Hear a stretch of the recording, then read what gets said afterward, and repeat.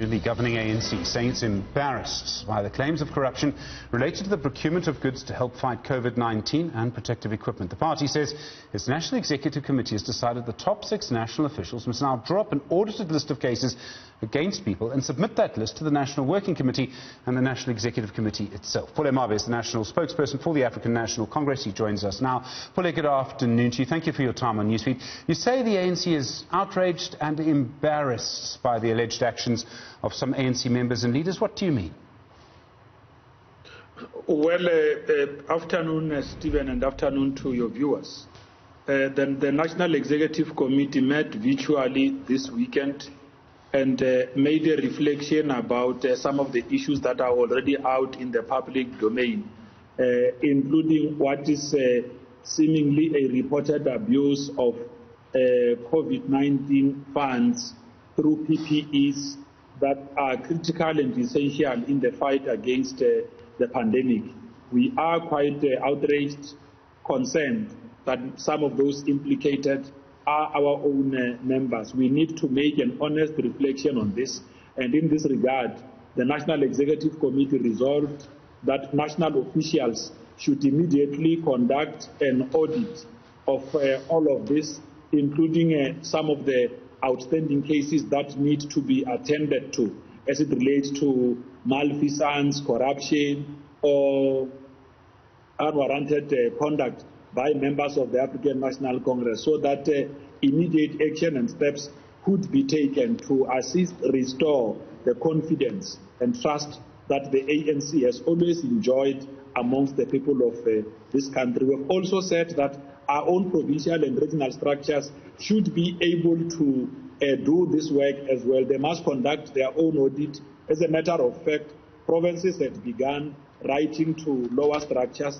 so that they are furnished with lists of companies, the values of what was procured, whether such things have been delivered or not. We need to show the people of this country that we are quite serious about fighting corruption. You would agree with me, Stephen, that the ANC is not a corrupt organization.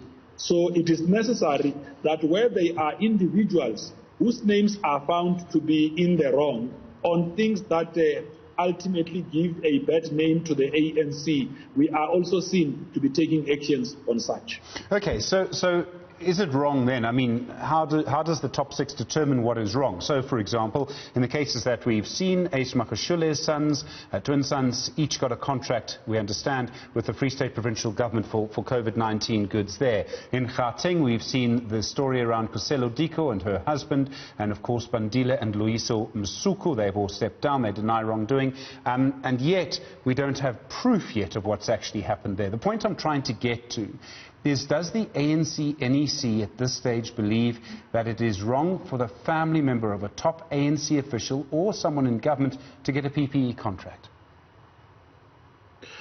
Well, you would also agree with me, Stephen, that members of the ANC are themselves South Africans. Their rights are governed by the very same constitution that govern your rights.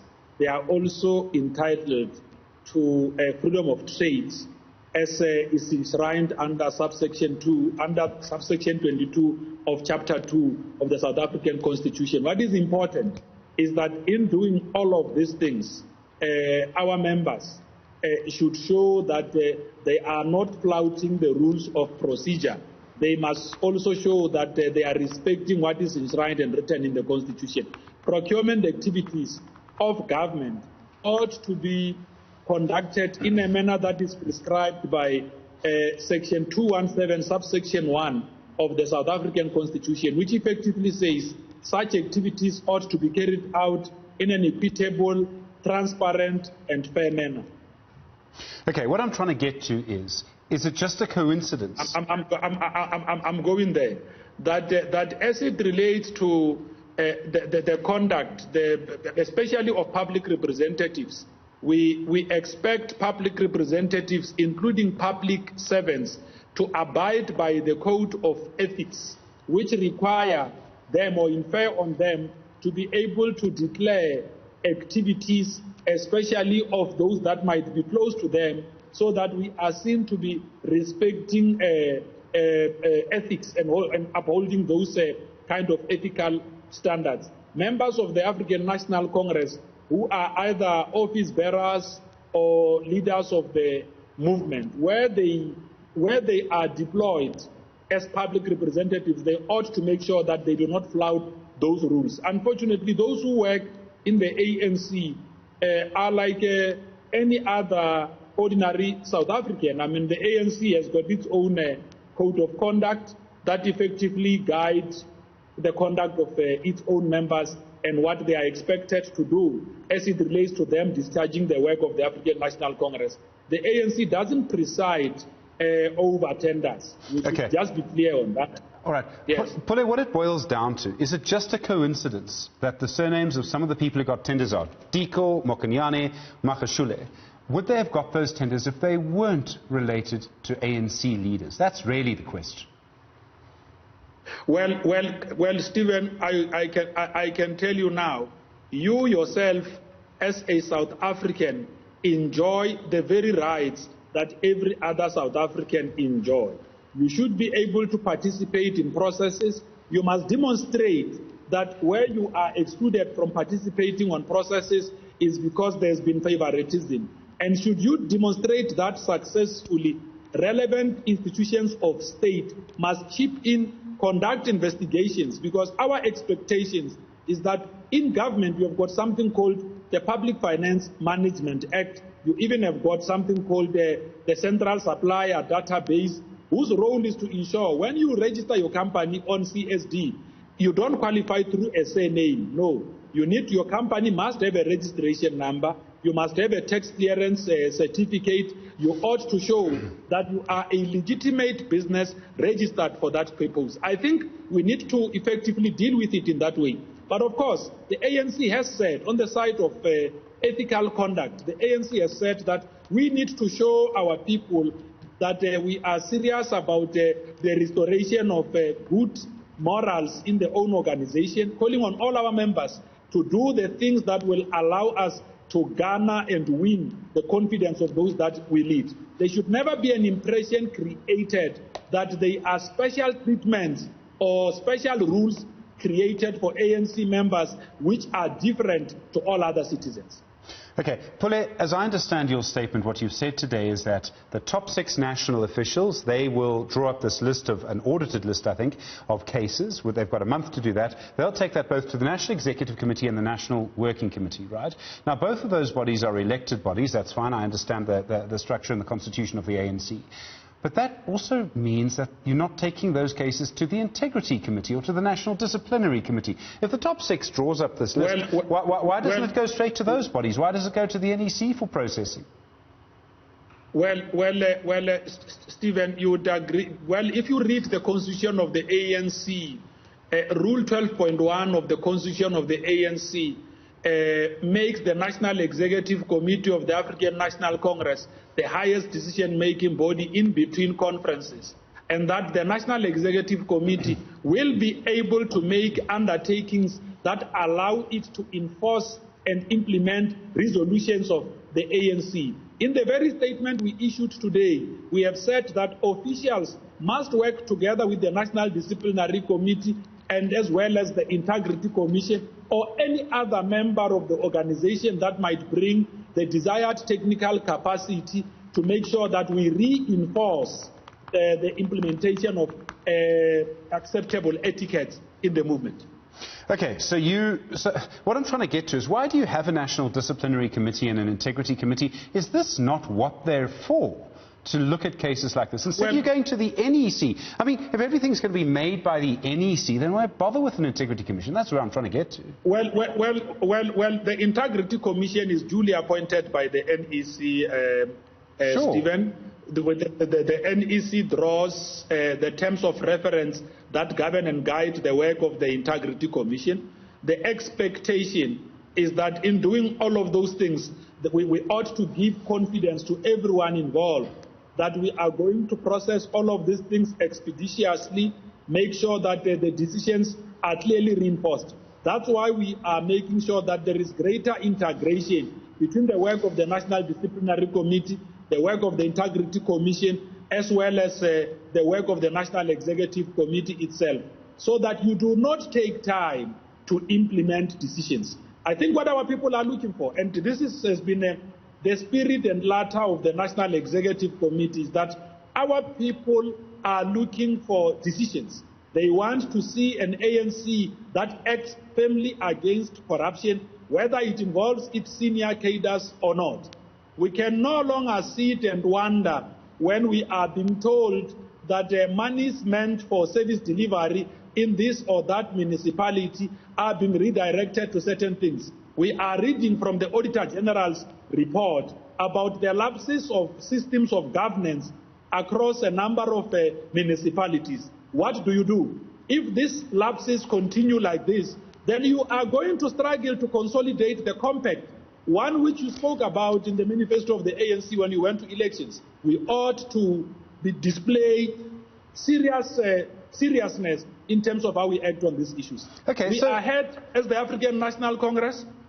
We know that the people of this country have themselves expressed concerns. Their concerns are accepted by the movement. We are going to work with them. And we also made a call that should there be South Africans out there who know of this or that member of the ANC who is involved in some erroneous activities that undermine the work that must be done in society, they must report such individuals to law enforcement agencies, so that we don't waste our time. Pule, I mean, you know, we've done this before, you and I understand the position that you're in, and it's your job to be the spokesperson, and you're not the person who makes all of the decisions, although you are on the NEC. But I mean, you say that the NEC, you know, is the top decision-making body, but the whole point of an integrity committee was to depoliticize it. To put it another way, the NEC, the top 6 of the ANC, includes Ace Makashule, against whom serious claims have been made. You will know that. He's threatened several times to sue Peter Louis Myburgh over his book. He hasn't. David Mabuza is the deputy president of the African National Congress and of the country. The Integrity Committee, we found out over the weekend, has not cleared him of wrongdoing. So now these are just 2 of the top 6 members who are supposed to deal with this. They also sit on the NEC. The NEC, you says, has to deal with corruption, and the NEC is the same body that decided, again, you and I have discussed this, to reinstate Florence Ritzelani and Danny Msiza. I mean, what confidence can we have that the ANC will deal with corruption given that context?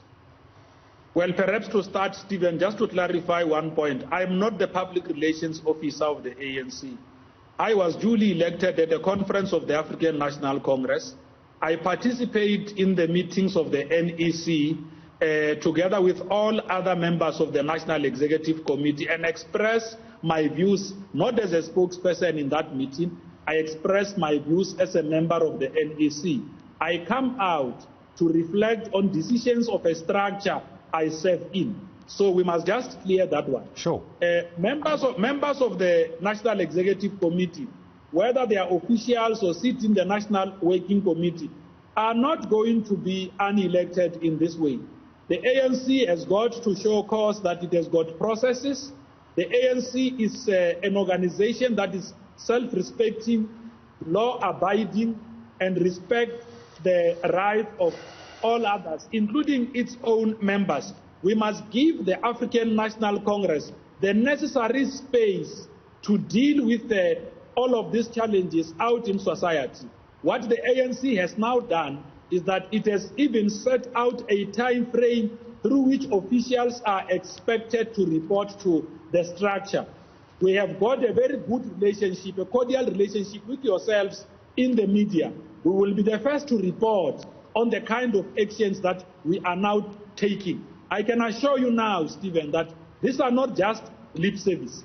We have had 3 days of reflection, and members of the ANC were quite honest on the kind of immediate actions that need to be taken. We even went as far as commending the provinces of Gauteng, the Eastern Cape, and Free State and KwaZulu-Natal, where those that would have been implicated in issues that relate to COVID-19 had voluntarily, in certain instances, stepped aside.